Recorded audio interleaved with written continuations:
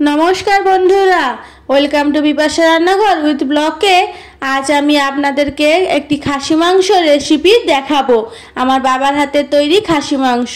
রবিবার মানে প্রায় সবার বাড়িতে এইভাবে একটি সিটির আওয়াজ প্রায় শোনাই যায়। চলুন আজকে আমি আমার বাড়িতে তৈরি খাসি মাংসের পাতলা ঝোলের রেসিপি দেখাবো। প্রথমে কড়াইয়ে তেলটা গরম করে নিয়েছি, তারপর আলুগুলো ভেজে নিচ্ছি ভালোভাবে।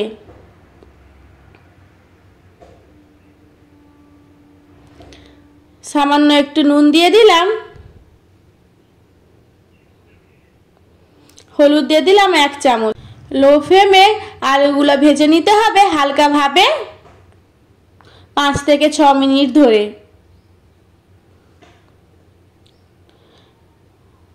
আলুগুলো আমার ভাজা হয়ে গেছে, আলুগুলো তুলে নিলাম একটি পাত্রের সাহায্যে।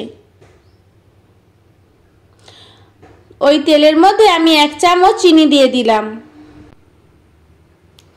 চিনিটি কালারের জন্য বা স্বাদের জন্য দুটিই ভালো। চিনিটা যখন লাল লাল বা ফুটফুট করে আসবে তখনই কিন্তু আমরা দিয়ে দেব গোটা গরম মশলা, এলাচ, লবঙ্গ, দারুচিনি, জায়ত্রী। চিনির কালারটাও আমার খুব ভালো এসেছে।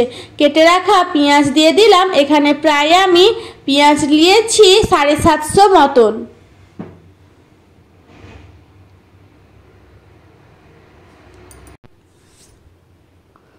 পেঁয়াজটি ভালোভাবে ভেজে নিতে হবে।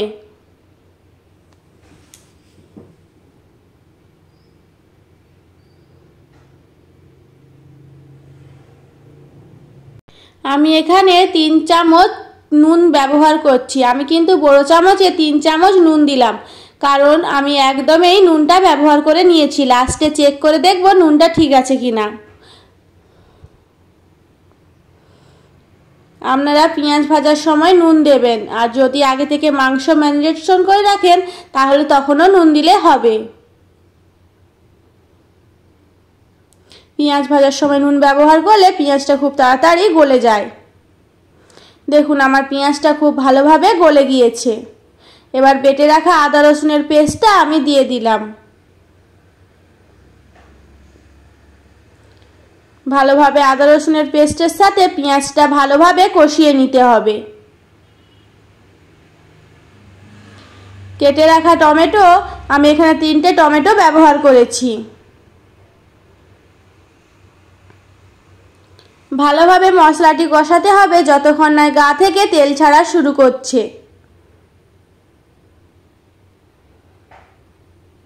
ভালোভাবে মশলাটা কষাবেন, না হলে কিন্তু আদা রসুনের গন্ধ থেকেই যাবে।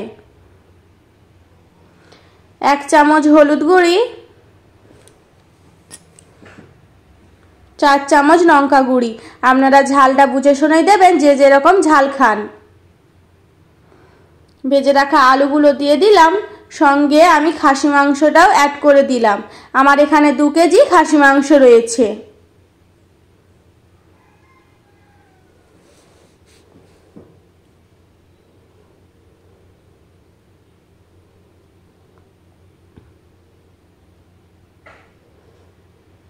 কাশ্মীরি লঙ্কা গুঁড়ি 2 চামচ ব্যবহার করলাম। ভালোভাবে মাংসটি কষাতে হবে যতক্ষণ না মাংসের গা থেকে তেল ছাড়া শুরু হচ্ছে।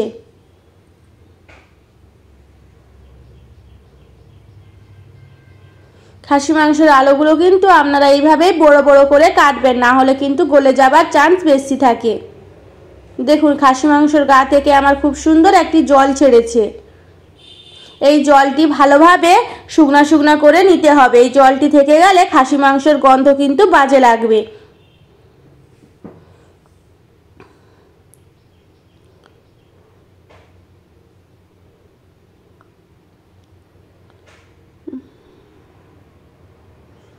ভালোভাবে খাসি মাংসটা কিন্তু কষিয়ে নিতে হবে লো ফ্লেমে, হাই ফ্লেমে কষবেন না।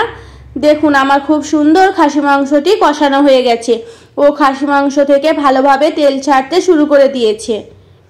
আমি একটি প্রেসার কুকারে জল গরম বসিয়ে নিয়েছিলাম। জল গরম হয়ে যেতে খাসি মাংসটা দিয়ে দিলাম। আপনারা কিন্তু অবশ্যই জল গরম করে নেবেন আগে থেকে। ঠান্ডা জলে কখনোই মাংস সিদ্ধ করবেন না। আপনারা চাইলে কড়াইতেও সিদ্ধ করতে পারেন, কিন্তু খাসি মাংসটা প্রেসারে দেওয়াই বেস্ট। আমি 3টা সিটির অপেক্ষায় রইলাম। চলুন, আমার 3টা সিটি পড়ে গিয়েছে, খাসি মাংস প্রায় কমপ্লিট। ভালো থাকবেন, সুস্থ থাকবেন। আজকের রেসিপি এই অবধি। আমার রেসিপিটি যদি আপনাদের ভালো লেগে থাকে, লাইক, শেয়ার, কমেন্ট করে আমার পাশে থাকার অনুরোধ রইল।